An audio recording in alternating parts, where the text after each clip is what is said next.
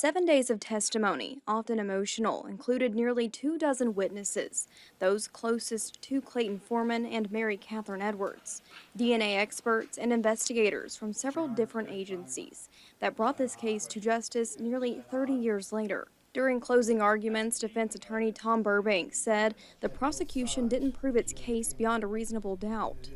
But you all have been called upon to make sure you value or you judge the credibility of the witnesses, but you apply it, as I say, to the law.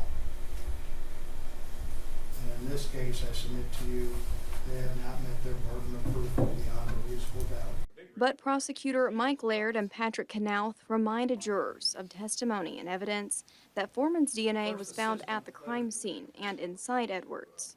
They said it was time to bring justice to those who loved Mary Catherine, as they asked the jury not to make the same mistakes and ignore evidence like others did. The evidence is there, it's clear, it's not difficult, and Mr. Burbank said it's simple. Hold Clayton Bernard Foreman responsible for what he did to that woman. And we tried to put all the work up front so that your decision would be clear. That while we can't feel good about what we've had to experience here today, we can feel good about what we've done for this family, the friends, the wide circle, the different things that Catherine should have had. Within 45 minutes, the jury reached a decision.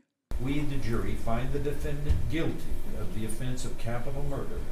The Jefferson County District Attorney's Office held a news conference afterward, thanking those who helped see the case to the end and achieve justice. And although he will spend the remaining years of his pathetic life in a jail cell, we all know that today's result does not and cannot bring Catherine back to us.